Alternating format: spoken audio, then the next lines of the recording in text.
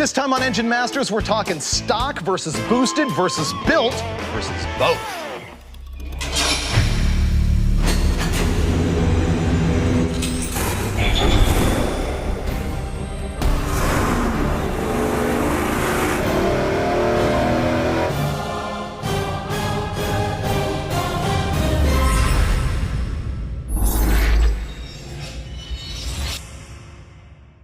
This is Engine Masters presented by AMSOIL, and this time we are gonna have 4 different engine configurations and a whole lot of information. Check it out. That is a bone stock GM 5.3 liter LM7. We're gonna show you how much power this thing makes straight out of the junkyard with long tube headers. Then we're gonna throw boost at it with that turbocharger. And then we're gonna add cam heads and intake and run it both naturally aspirated and with boost. Think of all the data that you're gonna learn. First of all, if you're a guy who just wants to pull one of these things out of the junkyard, you're gonna find out how much power it makes. And then you're gonna see what we can do with boost on pump gas. And then it's gonna get really interesting, because when we hop it up with the different cam heads and intake, we're gonna find out how that affects the turbocharger and how it affects the overall power curve of the engine. So let me tell you what we got going on with our hardware here. This is a stock GM 5.3 LM7. You would find this in like a year 2000 Suburban or Yukon. And it's all stock with some exceptions that are significant, so I'll tell you what they are. The biggie is that in episode 34 of Engine Masters, we hopped this thing up with Boost Line forged connecting rods and Wiseco forged pistons. They're stock configuration, they're just there to keep things from blowing up, so they're not gonna affect the horsepower as much as the durability. We've also got long tube headers on it from Holley, and we are controlling the whole thing with Holley HP EFI with a custom tune rather than with a stock computer. But other than that, stock intake manifold, hideous truck unit, stock eeny-weeny little camshafts, stock cylinder heads, and as a matter of fact, the compression ratio is just a little bit less than stock with those forged pistons that we threw in there. We're gonna run this thing right now naturally aspirated, and then when we step up to the turbo, we'll be doing it with these Hooker cast exhaust manifolds. These things are $449 at Summit Racing. They're a great way to put a turbo on your street LS, and the turbo itself, kind of a more hardcore unit based on what we're doing here. It's a Borg-Warner S480, 96mm unit from Little John Motorsports. It's capable of 1200 horsepower. I don't think we're gonna be going there in this episode, but who knows? Stay tuned to find out. First off, we're gonna roll this thing in the dyno, and you're gonna see Steve Dulcich sauce this thing up with AMSOIL, and then we're gonna find out what it makes bone stock before we pour the boost to it.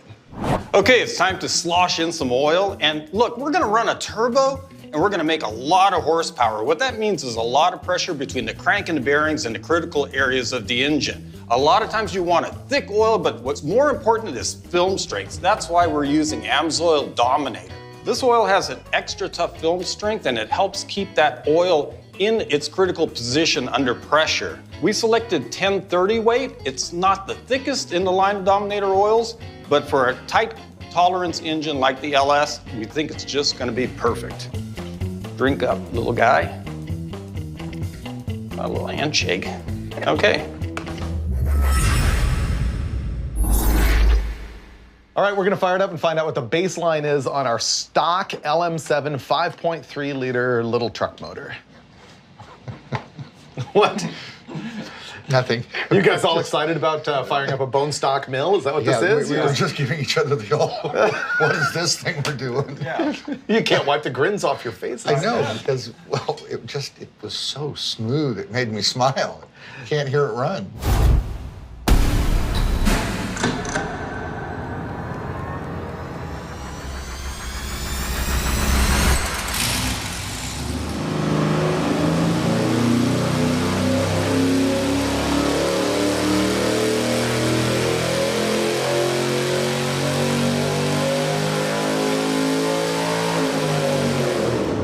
So there's our baseline power, pretty much as expected, 358.6 pound-feet of torque at 4,300 RPM, and up at 5,400 RPM, we made 334 horsepower. It's actually a nice, happy little engine. If that was a 283, I'd be thrilled to death with it. Yeah, I would be if it were 283. Or even if it was a 327 with stock heads on it, that'd be like, whoa, not bad. You know, the 383 big block in your Roadrunner makes that stock. Yeah, I was just gonna say, think about all the big blocks that were rated at 330 horsepower, 3 1/4 horse 396s. I mean, some of the later model 454 truck stuff, and this is doing it with 325 inches. So Yeah, it's a good motor, actually. This I'm explains impressed. why it's a great swap. I mean, this thing has headers and no mufflers on it, no accessories and everything. And I bet it would make a little bit more power with an air filter bell mouth on Some the sort of manifold, radius, or some sort of a body, radius yeah. or something. And we know that it would make, what, another 10 or 15 numbers with another half point of compression? yeah, probably another 10 or so. Okay, it's good. Now let's make it great. Let's go turbofy it. Yeah. I'm ready for that. Boost, party of one. That's a big turbo. This is just going to involve removing the headers, installing the hooker cast iron turbo manifolds, hanging all the hot and cold plumbing. I think we got a little air to water intercooler. Okay, that does it. We have our whole turbo system hooked up and we're ready to go fire this thing up and run it for power. Okay, dudes, boost. Man, this always makes me like think philosophically. Philosophically? Philosophically, What do you well, mean? Because like right now, sure, we can go make more horsepower with this thing by cranking the boost up. And, course. You know, It's a and you turbo. could just keep doing that. Well, Until it It's blows It's up. but my goal here is not just, let's find out how much power we can make with this thing. My goal is to find out if you have cam heads, you know, intake, speed parts and stuff, how does that make your turbo different?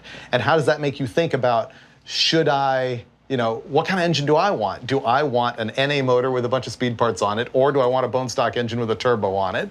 Or do I want a built-up motor with a turbo on it? That's really the thing. Built up with a turbo, obviously. Well, I know, and then keep cranking up the boost, cranking up the boost. Let's stop now. Let's fire this thing up. This is what this stock 5.3 is gonna make at almost 10 pounds of boost.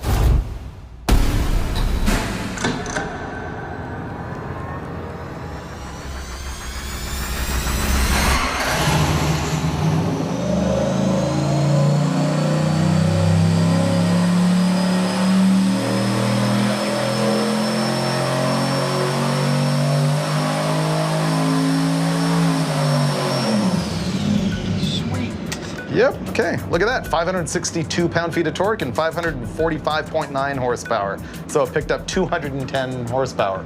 Thing is, it's less than 10 pounds of boost on a stock engine. I know. And we're not trying to blow the crank out of it. We're not trying to make a whole bunch of boost. This is a combination that would be a riot to drive in like our little pickup truck or something yeah. like that. Yeah, I mean, we remember what it made stock. I mean, it was 330 horsepower. That's a huge difference. 60%. It's so simple.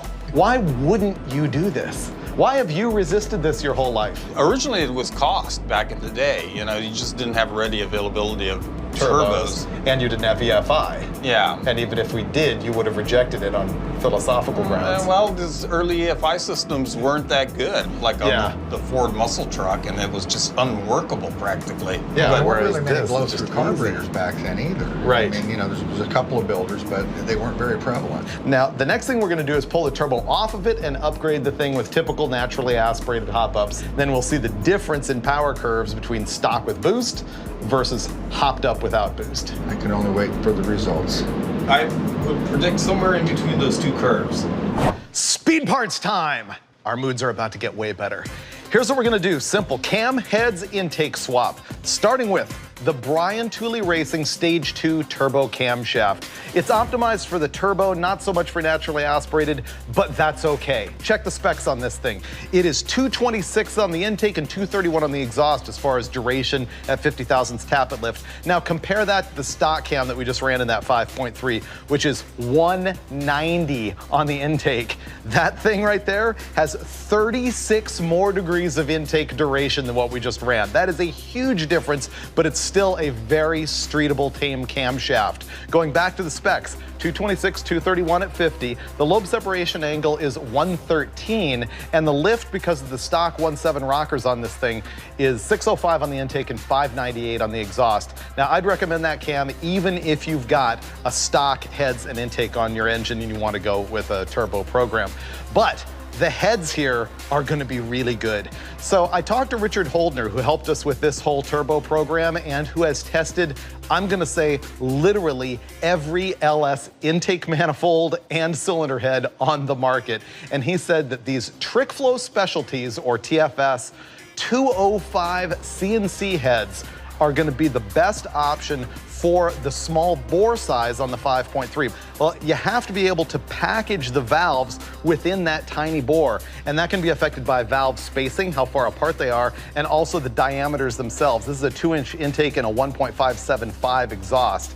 And the chamber itself is also a little bit smaller. It's 58 cc's. The stock head is 60 cc's, so these are gonna bump up the compression just a tiny little bit. If you're gonna install these on your engine, there's two things you do need to know. They bolt right up with the exception of the stand that holds all of the rocker shafts has a couple tabs that needs to be ground off of it, and the push rods need to be 100 thousandths longer than stock if you're doing a changeover using all stock components from original 5.3 heads to these TrickFlow 205 CNCs. We're also going to be able to install this intake manifold, which is a Holley Sniper EFI aluminum fabricated sheet metal race intake. Now, they make a less expensive version that is not the race setup, that is for naturally aspirated deals. This is beefier and can handle boost. The lighter weight one tends to like oil can in and out a little bit.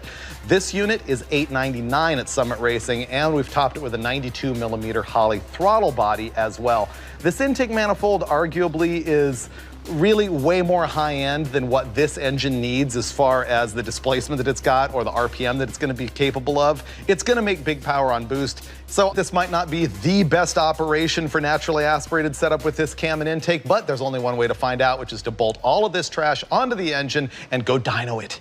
Teardown went quick. Now we're ready to throw this thing back together. You know these LS engines have the factory MLS gasket. You might have heard me talk about these on Engine Masters. MLS is multi-layer steel. And the idea is that there's more springiness to it this way. If there's boost or detonation-induced high-pressure spikes, it can lift the head up off the cylinder block. And by having the extra layers in there, it's actually like spring steel so that it can like pop up and recover and not create a leak. And they're factory on LS engines.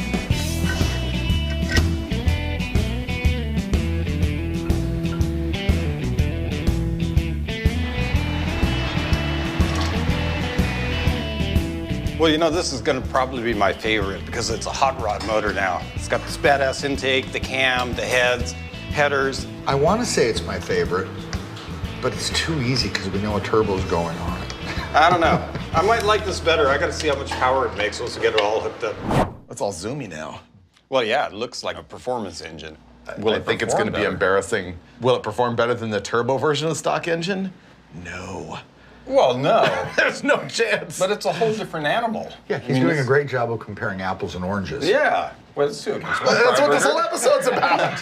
Fire it up. Let's see what it does.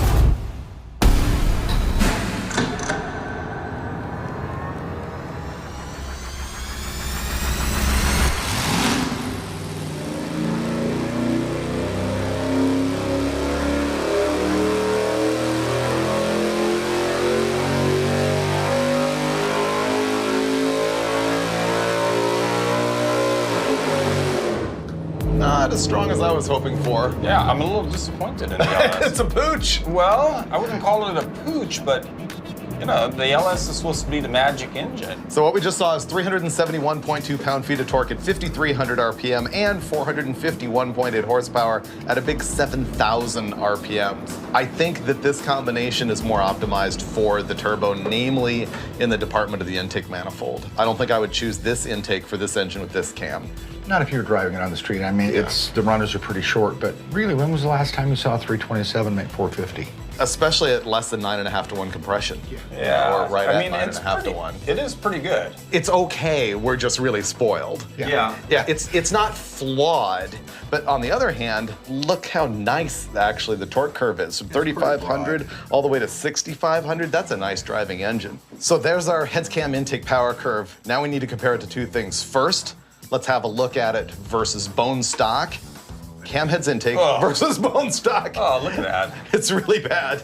Yeah. I am surprised actually that our version with the intake and cam and heads and everything didn't give up more torque than this. It's really only a problem below 3,500 RPM. I thought it was going to take a nosedive, you know, from 5250 on down. Yeah. Yeah. I mean, we added 36 degrees of intake duration. And that intake and manifold. a race intake manifold where the runner length went from this in the truck manifold to that in this one. So this actually isn't that bad. And now I feel a little bit better about what we did with the aftermarket bolt-ons because because if I had no turbo involved in my life, I would go here and go, look, we just picked up 120 horsepower. Yeah, see, that's an absolute win, except you know in your brain what can come. Well, let's have a look at what's to come, and let's compare built versus boost. Oh, that's really depressing. Wow, that's a punch in the gut right there. Wow. That's really bad. I mean, so much torque. Red lines here represent the stock 5.3 with almost 10 pounds of boost from that turbo, and the black lines are what we just did with almost $4,000 worth of speed parts. That's 200 pound-feet of torque. Difference between boost and no boost, yeah. It's not like this right here is shocking information, it's just disappointing information because we'd like to see the speed parts actually be so much better. But I'll tell you what, the extended RPM range kind of appeals to me with the hopped up engine compared to the boosted engine that falls off a cliff at 5,800. But that's because when this is bone stock with boost, that's with that 190 at 50 cam. Yeah, I know. And even with boost, it couldn't carry RPM. Now, we've proven our ability for this thing to run to 7,000 RPM because of the cam and because of the heads and intake. I think the next step is going to be really enlightening. We're going to go put boost on top of built. Best of both worlds. Ready? Yeah. Turbo. Ooh, the star of the show, and I don't mean Dulcich. Oh, I thought you were talking about me. No. So I should give some more specs on this turbo while he's hanging that thing. It's a BorgWarner S3E41, which means it has a billet 80 millimeter compressor wheel in it. The exhaust side is 96. It's a 1.32 AR, and Richard Holdner in an earlier test had converted this particular one from a T6 to a T4. So it's a little bit of a hybrid.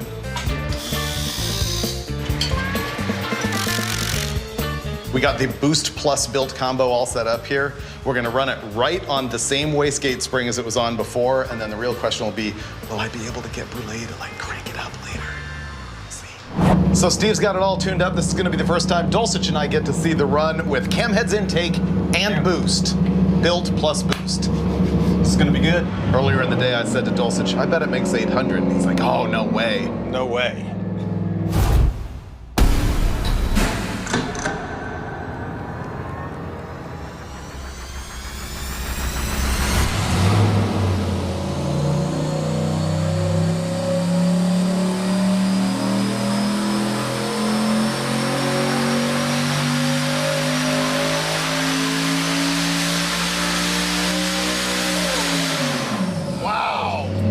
Made more than 800 horsepower that big. That's what it's supposed to do. Wow, that is a big change. All right, so our final answer on the turbo with the built-up motor is 601.6 pound-feet of torque, all the way up at 6,000 RPM, and 816 horsepower at 7,200 RPM. But how did the boost change from the same turbo with the same wastegate with the same spring between the stock engine and the hopped-up engine?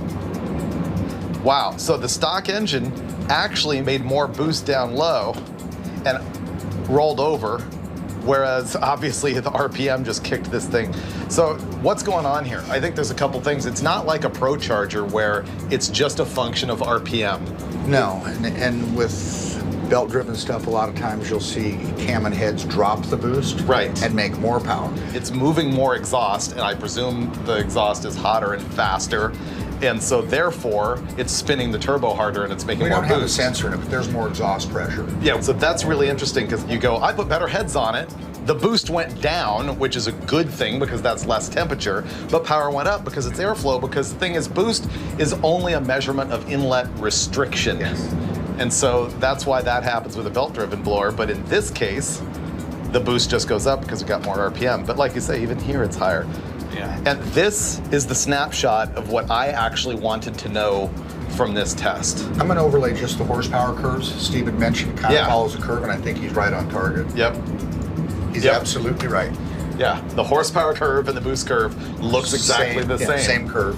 It's not that boost and horsepower are directly proportional though, because you do get points here where other factors come into play and it just can't take the boost. It's airflow, it's exhaust efficiency or inefficiency at that point. It can't move any more air. Yeah. Yeah. So that VE's dropping, and here VE's still going up. Yeah, you've got a lot more activity on the hot side of the turbo when you're running that up to 7,000 RPM with this hot combo. Yeah, it's moving more air. It's volumetric efficiency. Physics! It all works! It never lies! Does the same thing every time. Yeah, Okay. This is good. So, all right. I have a feeling I know where this is going. 4 digits. I want 4 digits. Let's go for 6. What the heck? No, but the thing is, I mean, that's a lot of horsepower on a very moderate amount of boost. I mean, 12 pounds is not insane. No, not at all. Okay, 816 horsepower. That's the end of sort of the scientific analysis part of the program. In our quest for giant power, we've changed the spring in the wastegate, and we're looking at like 18 pounds of boost now. Steve's been tuning it up, hasn't gone all the way to 7,000 RPM yet, so we're on our way. But I am now. Are you? This is the one. Okay. Here we go, our final glory run.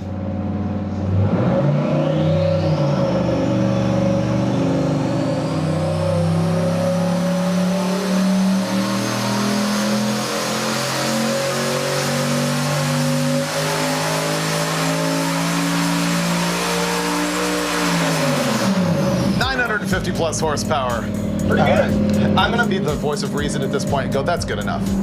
Look at the heat in that crossover, it's glowing. Yeah, I think we're at the back pressure limit of what these manifolds in that crossover want to do. I'm pretty impressed that we got to 950. That's good stuff. Yep, 956 horsepower at 6,900 RPM and 774.5 pound-feet of torque. And what was the boost? 18.5? That spring's right at 18. So that's an 18-pound spring in the wastegate, really making right at 18 PSI, right at the top. So now we'll compare it with our conservative test. Okay, let's have a look.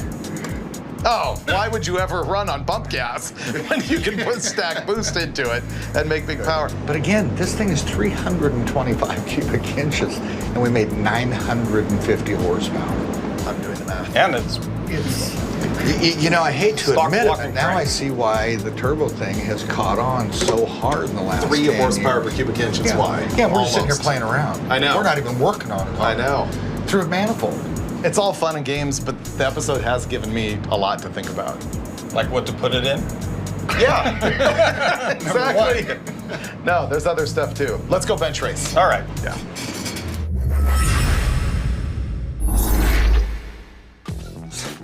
Freiberger, I hate to have to make this confession to What? you, but I'm actually a changed man. You are? Yeah. I thought you were going to stand up here and tell me all the reasons why the turbo was way too complicated and not worth the power. Well, look, I'm not even just going to discuss this turbo by itself. The whole 5.3, I loathe the 5.3. Oh, you did? It was Yeah. the 307 Chevy of LS Motors to you. Well, small bore, Right. It's not a 5.7, it's not a 6-liter. So, I mean, just the motor, it proved its worth. Even They're in the NA. cheapest ones. You can get these anywhere. Oh. Look how much power it made bone stock with the turbo on But it. not only that, look how much power it can handle. Yeah, And- I know. And it had more to give. I know. But the point is, built versus boost versus both. Which way do you go? Well, I mean, that's a no-brainer. Boost wins. Both. Both? Okay. Yeah. I mean, you will have that hot pig under the hood, and that's kind of a problem. But if you can tuck it in the right place, I'm really good at fabricating tubing and pipe and laying it out masterfully. Really? So in a car that I set up, it'd be great. So we did convert you with this episode. That's what I'm saying. I'm a changed man. Wow. Yeah. Dinosaur reborn. That What do you- doesn't happen on every episode. What do you mean, dinosaur? Oh. I'm progressive and with the times when it comes to engine stuff. So I guess you'll see more of that in the future on Engine Masters, which is presented by AMSOIL, and we have to throw out a couple other shout outs. Thanks a lot to Richard Holdner, because this was mostly his like parts and trash and ideas and help and everything like that. And it was a good job. And of course, we're also supported by Holly Performance, which we appreciate. See you next time on Engine Masters. Do I make a move like I'm gonna start pouring? You can pour it down there, you can take the lid off. You're gonna pour. Now I'm getting butterflies. Well, this might take a couple of takes, guys.